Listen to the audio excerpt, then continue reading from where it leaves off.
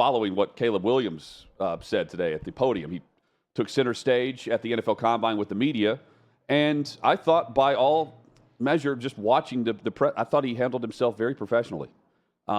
He acted like a quarterback of an NFL team, quite frankly, and answered the questions directly about, why aren't you doing the medicals here at the Combine? He's believed to be the first player to bypass this. Teams send all of their medical staff up to the Combine. It's really what the Combine's for now, that and the interviews, to poke and prod. It's the cattle prod, to figure out what issues may be there. Some serious issues have been found, thank God, for some of these players. Others are really nitpicky about past issues and injuries. Caleb Williams is in a spot where he's going to go number one, or a team's going to trade up to Chicago and take him number one. And he knows that there's a select group of teams that he's likely to play for, and he's just going to do the medical evaluation while he's on that visit instead of letting all 32 teams take this mass evaluation and go through all the rigorous issues and problems that could come from this. Individual teams could then hypothetically leak out things that you don't want there. So he'll do it at the visit. Again, that's all what he's able to do that other players can't do because Williams knows he's going number one. Here's also what he said about the medical and specifically what he told teams, including Chicago. Yeah, so for the medical stuff, I'll be doing the medical stuff, just not here in Indy. I'll be doing it at the team interviews. Not 32 teams can draft me. There's only one of me. And so the teams that I go to for my visit, those teams will have the medical, and that'll be it. Now, he's met and interviewed with several teams already, including Washington, where I think personally he wants to be. Here's his answer whenever he was asked about, where do you want to play, and knowing that the Bears have the number one pick? Here, where do you want to be? Whoever picks first. It's been a dream of mine to go first, and so whoever picks first, can't wait. Can't wait. I think Washington will try to make a move to do that. I think to do it, he's going to have to be, it's going to have to be Carl Williams that steps in and says, I want my son to play here, much like Archie Manning did. But it's not going to be the professional manner that we saw from Caleb Williams today, and that's the difference. I thought he handled himself. He was asked about playing for money. He answered the questions like you would expect a player to do, where he says, I'm not playing for jewels, I'm playing for wins. He's not throwing at the Combine. Many quarterbacks don't do that anymore. He said, look, I've got 30-some-odd games on tape, live games. You can see me throwing the football there. I don't have to do it here in Indy. And by and large, players, the top of the draft, aren't doing it either. Chad, I thought from the perspective of what we discussed yesterday and earlier this week and weeks ago about the father-son combo and the team around Caleb Williams that has produced a Heisman Trophy on the field and off the field, produced millions in NIL. He's about to make more, and I saw a guy that can handle the spotlight, and that's a great thing. Now, can he handle the pressure of not just being number one, but the pressure of whatever is going to happen off the field with the chatter from his dad? I think he's always been capable of being professional and carrying himself in a professional manner when the cameras are rolling. I don't know that he's always done that the best throughout his time at USC, but I've never seen him as someone who's incapable of it, right? I think that's part of the maddening issues around Caleb Williams with me is everyone sees the physical talent. Everyone sees his ability as a quarterback, and he's right. Just pop on the film and watch the 30 games he played in college, and you can see him play quarterback. I completely get all of that. But also there's this other side that I don't love, painting F and the opponent on his nails before a game. Yep. Ducking out of media availability after losses, crying in the stands with his mom after a loss. Just these little bitty things that when you look at them individually, not a big deal if it's a one-time thing, but you add all of them up, and then you add that to the factor of 1,000 with his dad. Right. And the fact that he is a stage dad, gone crazy, starting when Caleb was 12, 13 years old. He's trying to get the collective bargaining agreement removed for his son to get more money as a rookie. He wants partial ownership in a team, maybe, maybe not, but there are multiple reports saying that's absolutely what he's talked about with teams and with prospective agents. His dad, yeah. And I just put all of it together, and I think, hey, good performance, talking with the media at the Combine, that's nice. I've seen a lot of nice with Caleb Williams, certainly as a player. I've seen some good with him at a podium or in a media setting, being a professional. But I see a lot on the other side that makes me hesitate to where I would not draft the guy. But he's going to go number one. I believe that. When all's said and done, I just wouldn't do it. Well, I think it's also important from this angle. At the Combine, they have 18 minutes per player, and then you hear the horn sounds and you rotate, right, for each team to do these interviews. He doesn't need to come across as this being a business transaction in those 18 minutes. But I don't think he will. I think he'll come across the way he did today at the podium and has done whenever he met, for instance, with the Washington Commanders. He's already done that. And whenever he's asked about the Commanders specifically, which is his hometown, the D.C. native says, it'd be really cool to go back there and experience that. The meeting with the Commanders went really well. Everybody was in the room. So being around everybody, I got a taste of how they are, who they are, because everything is new there. It will be the same way for teams in front of Williams, who will get a version of the player and the person for 18 minutes. But then come the visits. And he's being very selective with who he's going to visit with in person after the Combine. And there you get the sense of, okay, how does it go with Chicago versus how it goes with Washington? And the Bears are sitting there at number one, and Orlovsky's saying they should go Jaden Daniels, not Caleb Williams. Now we have the new cycle of Jaden Daniels coming around instead of... I don't hate that, by the way. Instead of Drake May. If we're going to start to prop someone up going into the draft, I think Jaden Daniels is a good one to prop up. Drake May's going on the other side. I feel like his draft stock, which we always laugh at, really just the media cycle right now, has him trending down. Jaden Daniels trending up. I'm good with that. Here's what I also predict. I think Caleb Williams will blow a team away. I think that he is going to go into the visit, and it is going to be exactly what you want to hear from a prospective quarterback, is what he's going to give them. He's going to be great on the chalkboard. He's going to be great in meeting settings. He's going to tell the GM and the head coach everything that they want to hear.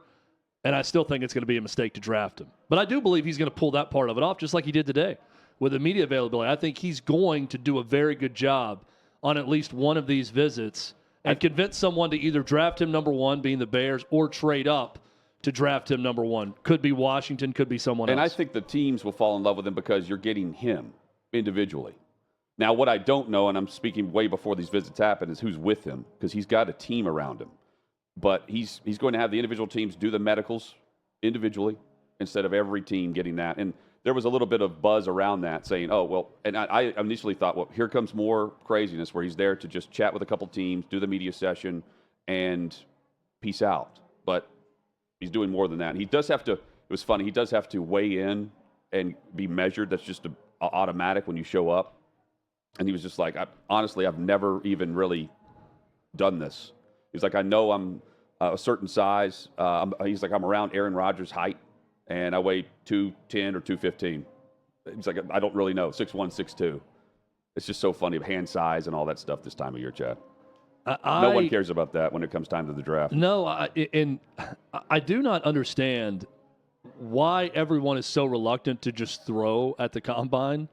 I know that there's a downside to it, and you don't have your normal receivers at all times, and but I'm just thinking, and this is all agent recommendation, so I understand what's going on here, but I'm also thinking, if Caleb Williams, which he's right to say, just turn on the film if you want to watch me throw, and I've got 30 games but I'm also thinking, but it's what you do. So what is the fear of just going out there and letting it rip at the Combine? Do you think you're going to cost yourself the draft position because you miss a couple guys you never throw to because you overthrow them in that setting? I just don't understand the big risk involved. Well, I think a lot of it's timing. You have your guys you're throwing to at the pro day, so you know how they're going to break off a route, the rhythm of everything. Again, it's the three-step drop and the rhythm of that, or the rollout on the boot.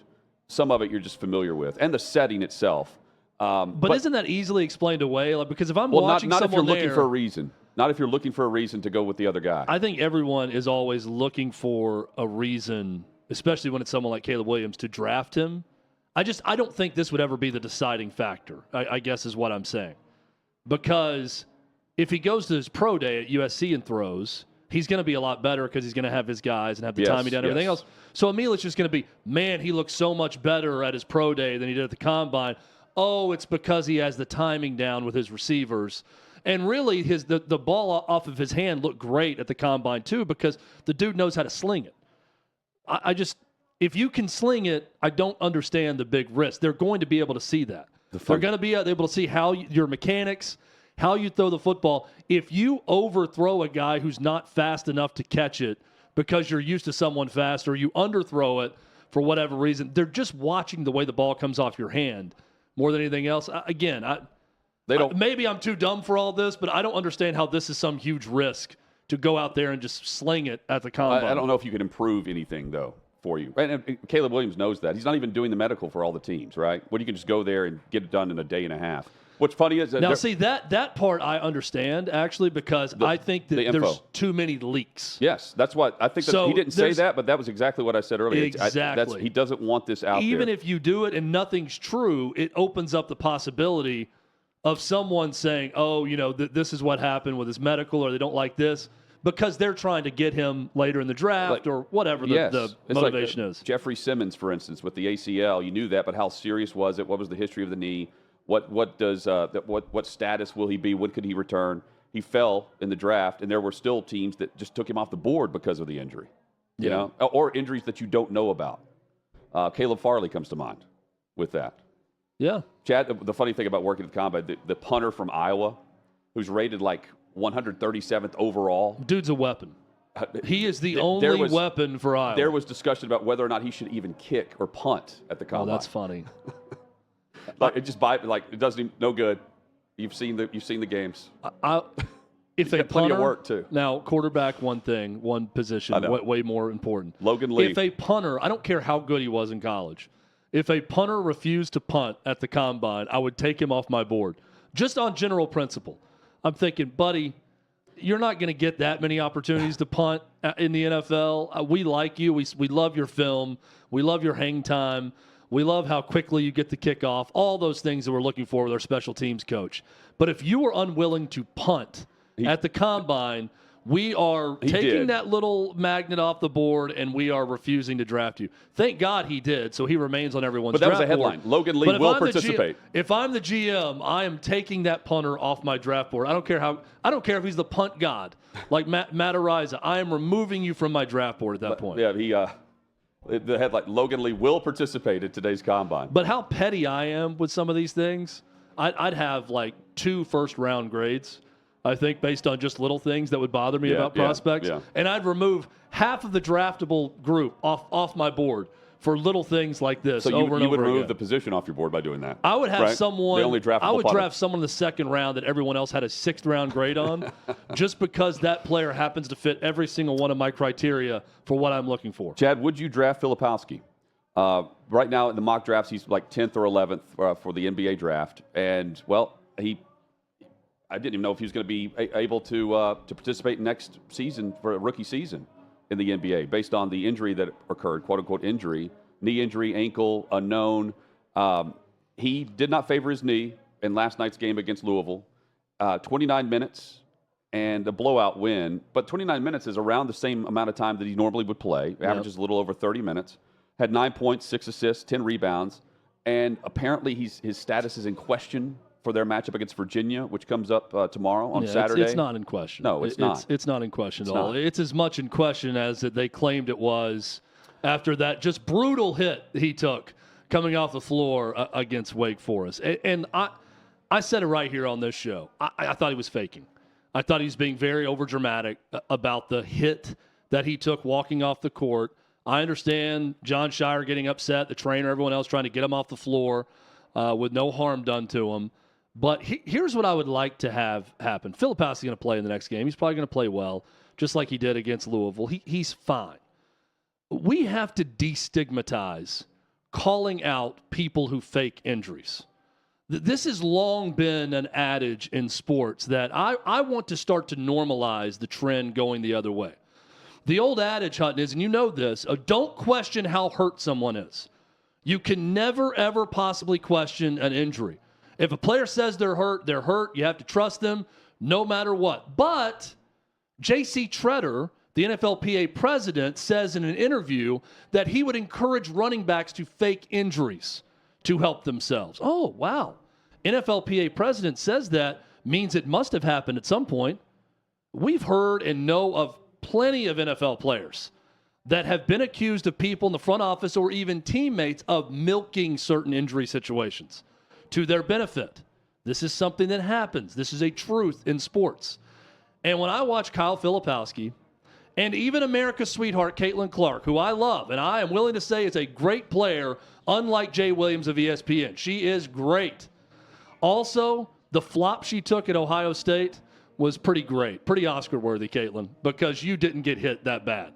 You were frustrated because you lost, and you were running off the floor, and someone barely made contact with you. I'm not even sure they did. And you went flying to the ground like you had both legs amputated at the same time. You faked it. That was a fake injury. Kyle Filipowski, you faked it. You were milking it. You were pissed off that you just lost to Wake Forest. You're pissed off that these frat boys are running onto the court. You reach out your elbow at one point to hit one of them and miss. Another guy maybe glances you from behind, and you go spinning to the ground like you're dead. We all saw it. I'm willing to say it, even if no one else is. You faked it. You faked the injury. Let's destigmatize people who are opinionists calling out athletes for faking injuries. It's something that has happened. It's something that's happening right now. It is something that will happen again. And I will be the first to raise my hand and say, I am guilty of this same thing. And I think anyone out there with siblings can probably attest the same. There are plenty of times in my life with 4 older brothers and sisters that I absolutely faked injuries playing sports with them. When they did something to me that I thought was foul, I would fake an injury to get sympathy, to make them feel bad about hitting me in some way, to get my parents to do something for me. Everybody fakes. Everybody's faked an injury from time to time. So it's okay to call out the obvious. Kyle Filipowski obviously faked it. Caitlin Clark obviously faked it. J.C. Tretter, president of the NFL Players Association, obviously encouraged running backs to fake injuries. It happens. That's my point. It happens. It's tough to assume someone's faking it in real time. There's a difference between taking a flop and flopping on a foul. Yeah, trying to get a call. Or whatever Caitlin Clark did, where, post-game, it's not like she was Filipowski with a knee, then it was an ankle, then John Shire is still saying that he's not himself in practice and doesn't know if he's going to play, and then he plays the same amount of time and doesn't favor his knee, or was it his ankle? It wasn't. Point being, in real time, especially, I think, Chad, in football, not as much in basketball, but you have the medical staff there, and if you just assume, if we get to that point, then I think you really have some issues with how the response would be. Fans boo all the time, assuming in certain moments of the game that someone's faking the injury to get extra time, right? Get a breather, teams out of timeouts, whatever. Those are pretty easy to spot. And that happens a lot. And upon that still happens a lot. replay, the quickness of replay, you can spot those people exaggerating something to get a call. Yes. Or to stop the clock, or to get their defensive break in a football game. Those are easy to spot. But I'm taking it a step further and saying I think people in frustration, like Filipowski and Caitlin Clark, can exaggerate what has happened to them, and it's almost like a natural human response to that frustration. Here's what pisses me off about it, though. Filipowski is, it looks like his season's over, and now the outrage is, we need to end court storming. Right. One of the best scenes in sports when one player for Duke, the brand, goes down, and it looks serious, but apparently it's not. I mean, he's playing the allotted time. One player does this, and all of a sudden this is awful. This got to end. But we knew something bad was going to happen, and it happened. And then it doesn't happen. And now it's all quiet. There's no more outrage about this must end. It must end immediately. There needs to be more punishment. Jay Billis is saying, arrest them. And we forget how often, like literally every time, by and large, no one's out there to do any harm to anyone. They're out there to celebrate the moment in what will ultimately be, in many cases, the best sporting moment of their lives. When they retell something from their college years, when you have waded through a litany of bad losses or blowouts or embarrassment to your rival, and you're ending a 15, 20, 25-year losing streak, and you do it on your home floor or home field, and you're celebrating. You're not out there to do anything or any harm to the average opponent. You're out there to celebrate with your fellow fan, your fellow friend, family member, whatever. And they want that taken away because of Filipowski banging knees with one guy who's running by and then getting forearm shoved by another individual. Punish the individual. Use the individual as leverage for future punishment. Make an example of them. But to make an example of the fun and what college football and college basketball is that the NBA and that the NFL isn't, give me a break. Like there should be. We went from not having any fine in the ACC to ban this. There's a huge jump there, and it's over someone faking an injury. Yeah, and it's over John Shire at telling the media this week on Monday he's just not himself. He's still not himself. We'll evaluate him. We'll see where he is on Wednesday. Come on, man. ACC still hasn't ruled on it. Just not himself. That's what happened. Just not himself. Yeah. Okay. But I mean, there's the reaction. It's like instead of normalizing dudes faking injuries, it's jumped to we have to take up for what could happen when it hasn't happened. We've seen everyone references the two incidents, Caitlin Clark and now this, and in both cases, players are fine. Yeah, they're fine. Now, I understand. Now, if they're out for a long period of time, it's a different conversation we're having. But they're not. But it's not a different conversation. The individual that would hurt that opponent or hurt that player they would suffer the consequences. Yeah. But Chad. I'm saying I think the discourse is louder if Caitlin Clark's out for the rest of the year. Sure, because of that. No doubt. And again, whatever would cause that, the massive humanity that's on the field didn't do that. The individual chose to do that. Yeah. You know, in the case of what we're talking about with Duke and Virginia Tech, I mean, there was a forearm after the collision with the legs of the other fan. That's what I'm saying. It's like there's a decision made there, just like there was a decision made with Alabama and Tennessee coming off the field. Like so, there's to me that's the leap that I just don't understand. It's not the J.C. Tretter, the president of the NFLPA, or was, what he said was, he was on the podcast with, who was he with? Forgive me for this, but Ross Tucker's podcast. This was last year. And about the running backs not getting, paid anywhere close to the other skill positions. He said, I can't recommend faking injuries, at least publicly, and to use as leverage in contract negotiations or if you're in camp and you want to get ready for the season, they need you for week one, that sort of thing. That absolutely should produce outrage from the fans because he's encouraging that. But the flopping and milking of something that isn't there, that should also be treated. Yeah. I don't know if you treat it the same way, but it's exaggeration in the moment instead of pre-planning something or continuing to milk what is a storyline that isn't really a storyline. It's easy when you have the film that backs it up, like we do with Filipowski and Caitlin Clark, to say, oh, they're faking it, exaggerating it, whatever you want to call it. That's what they did.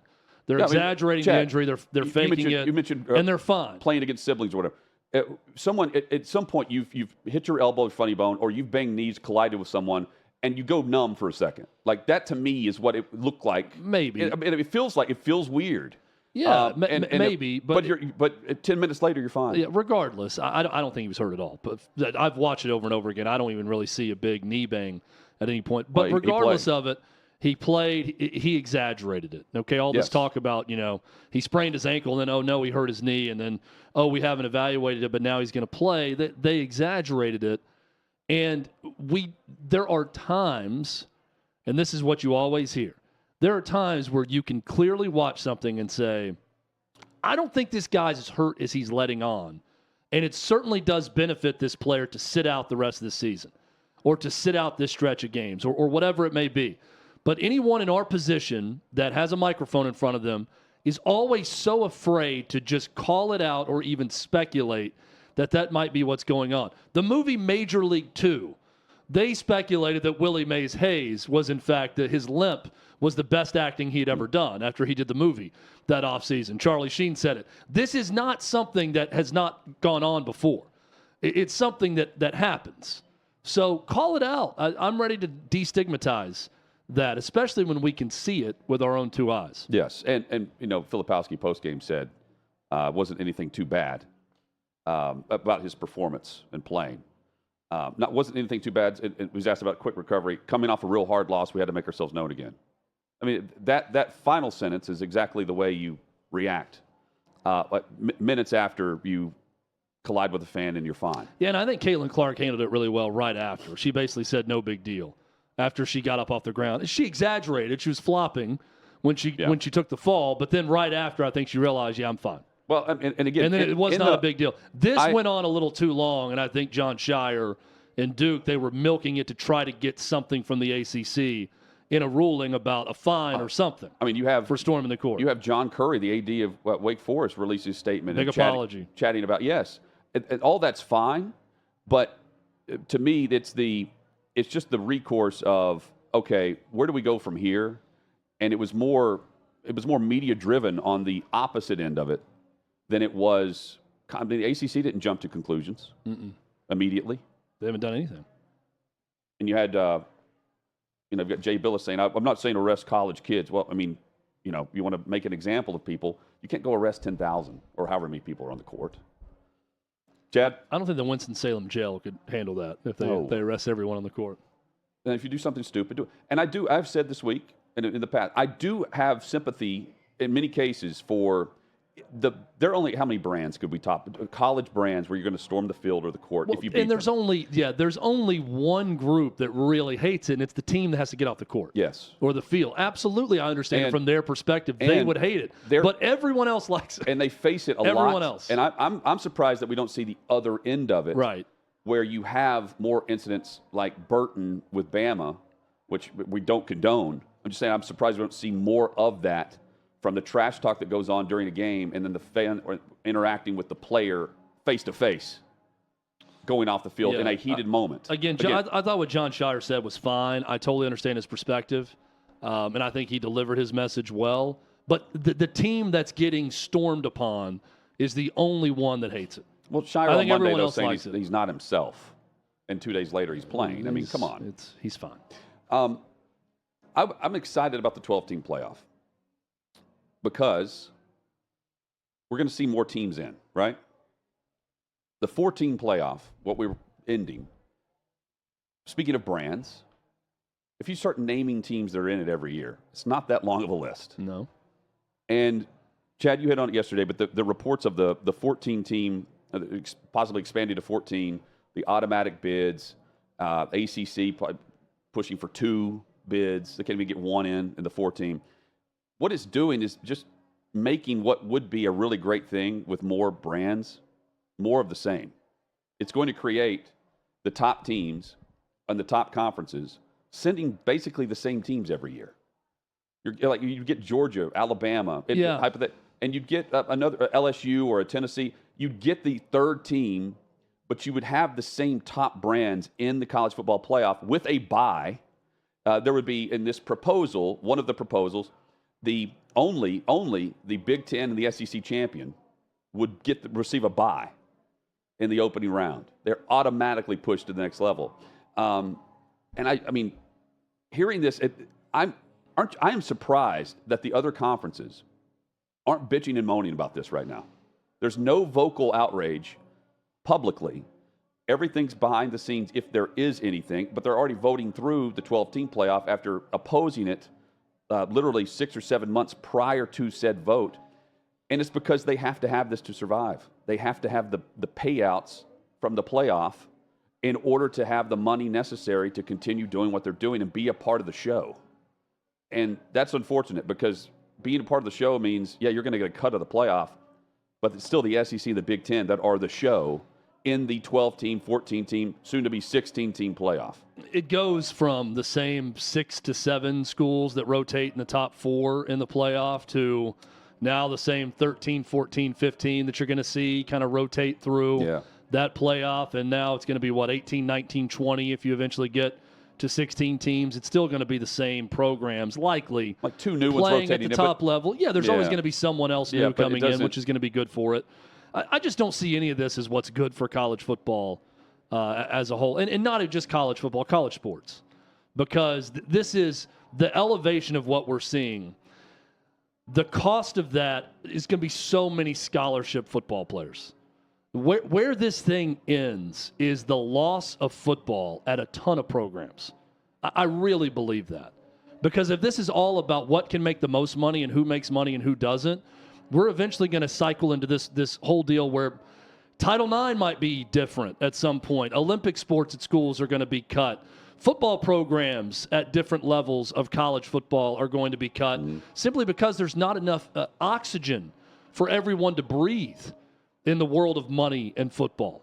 And those that can be in the room, those 40 to 50, they're going to be fine. They're going to be breathing oxygen like they're in a Vegas casino where the oxygen's being pumped in.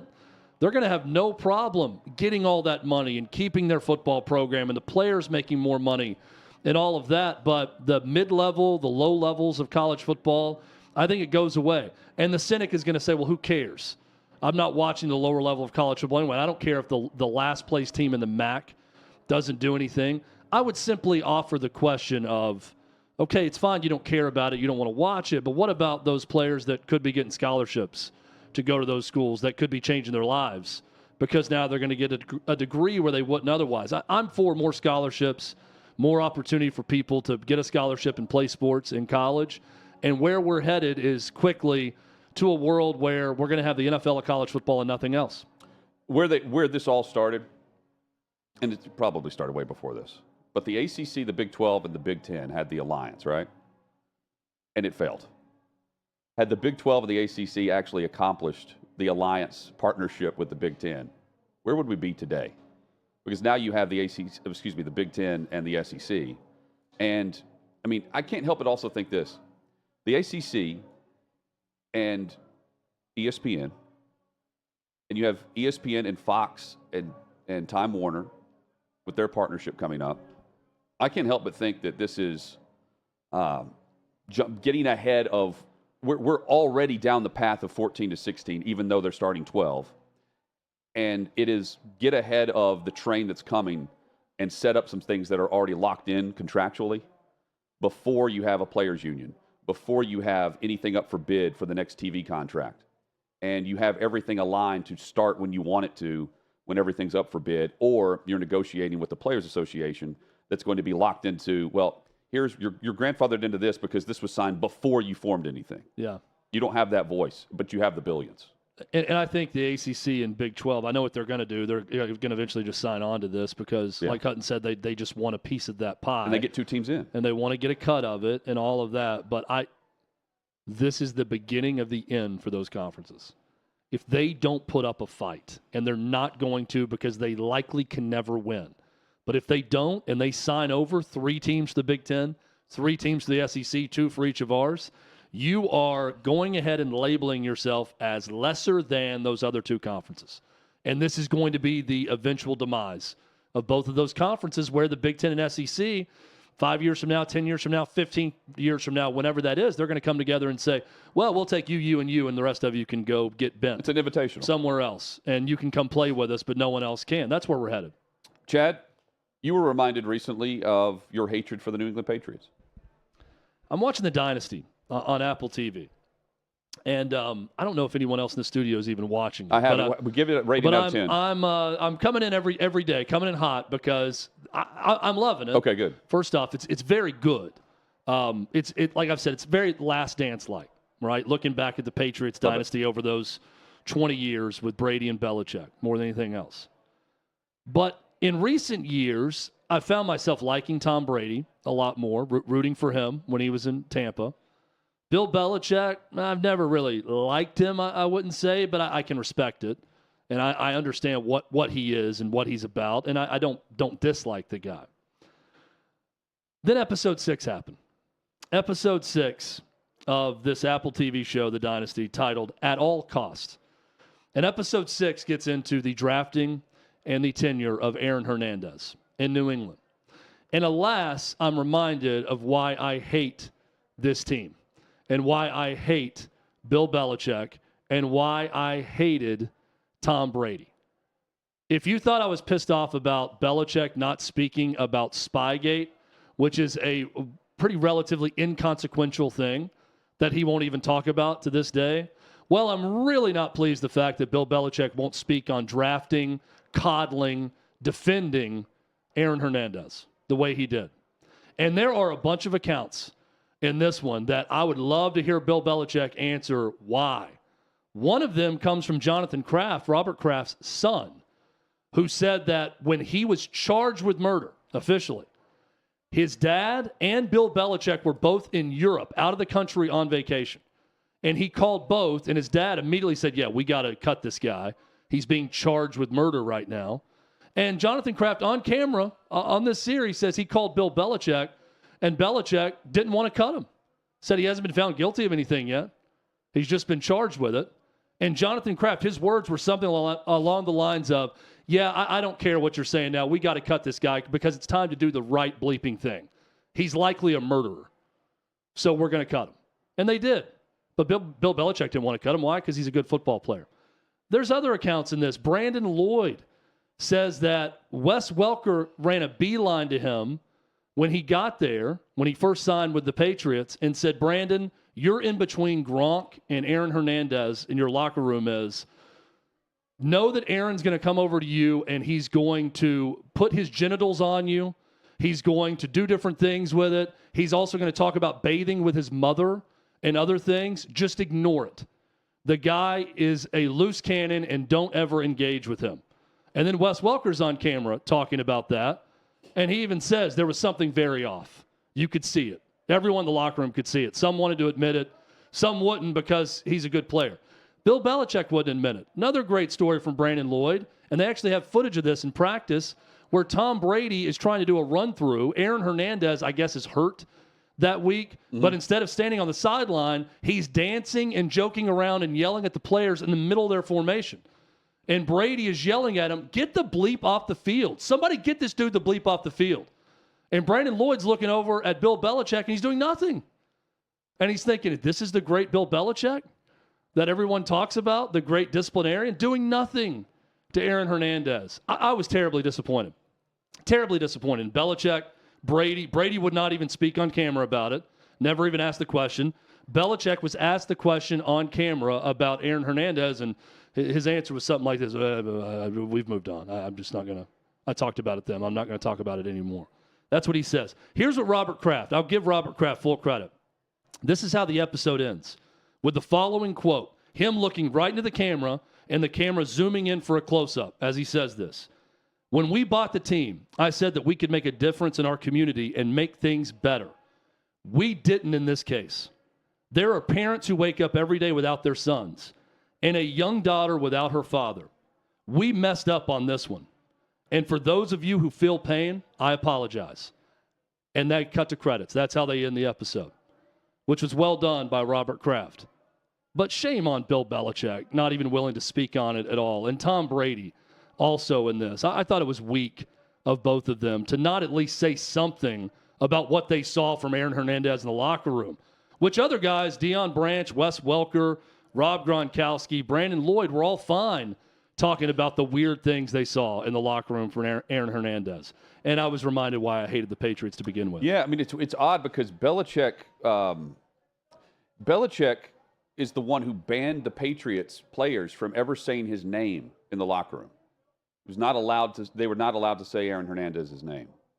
And I always got the sense that they were scared of whatever happened to Hernandez, whatever the threats were with Odin Lloyd and everything else. I mean, there's clearly something else behind the scenes with all of that. But now, Chad, you're right. I mean, others are still speaking out on it now. Well, and everyone in the locker room, they would talk about, right when you got there, Wes Welker even said it.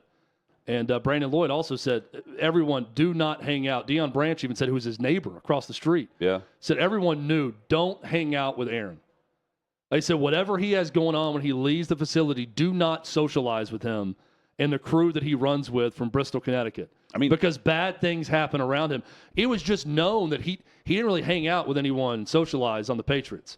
They all were ordered to stay away from him. And see, Gronkowski, the quote from Hernandez, I believe, from prison or somewhere, he said something like, Gronkowski's my boy or my dog or something like that. He got nothing but love for Gronk, which is the case of many players and people. Well, even Gronk looked uncomfortable in some of the footage around him at practice. Even the Patriots as a team, they did not release a statement after Hernandez's death in 2017. They just said, we are aware of what's been reported. How about Jonathan Kraft saying, hey, man, Bill, we got to cut this guy. You got the authority to do that, but we got to do it. He's now been charged with this murder, and they got a ton of evidence on him. It looks bad. And Belichick's response from Europe was, well, he hasn't been convicted yet. Wow. Why would we cut a good player? And Kraft just said, yeah, we're cutting him. We're overruling you on this one. Does not make Bill Belichick look great when you see some of these stories. One really funny story from Gronk, though. On draft night, if you remember, he was like broing it up with his family on stage. He put the Patriots helmet on. They did some big chant and started jumping around and doing all this crazy stuff. He got a call from the Patriots and said, get off the stage already. You're embarrassing us. And he said, immediately I'm thinking, I haven't even gotten there yet. I'm already in trouble. For the Patriots, they didn't like his personality and how much he was showing. Yeah, pretty funny.